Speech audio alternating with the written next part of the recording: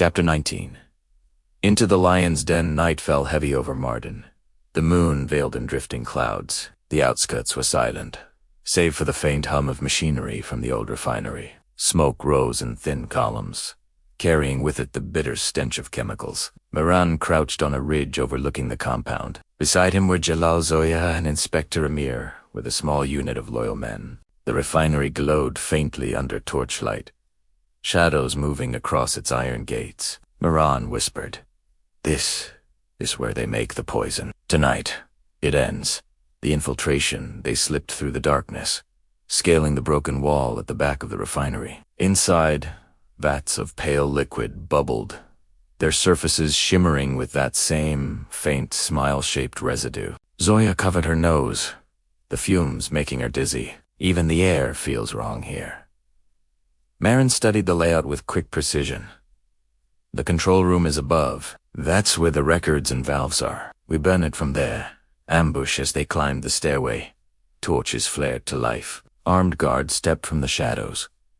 Reefless, rise. The iron doors clanged shut behind them. From the balcony above, a voice rang out smooth, commanding, "I warned you." Detective Iftikhar emerged from the shadows, his coat gleaming in the lamplight, his smile calm, flawless. At his side stood two British officers, their bayonets shining. "You walk into my house, my work, my vision, and you think you will leave alive." Mehran's revolver stayed steady, his gaze locked on Iftikhar. "Your vision is rot, hidden behind a smile. And rot burns." The battle in the refinery erupted in chaos. Gunfire cracked, steel clashed, and smoke filled the air. Amir's men fought fiercely, holding the guards at bay. Jalal, though no soldier, struck with desperate courage to protect Zoya. Mehran faced Iftikhar across the catwalk, the roar of the vats beneath them. Their eyes locked hunter and prey, though it was unclear who was which. Iftikhar spoke calmly, even as bullets flew around him.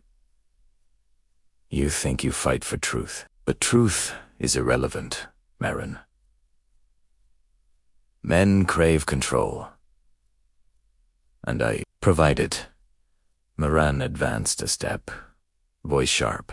"Control dies when men choose to resist." Iftikhar's smile widened. "And what will you do, detective, when the people you love no longer choose, but obey?" The breaking point, a guard lunged toward Zoya.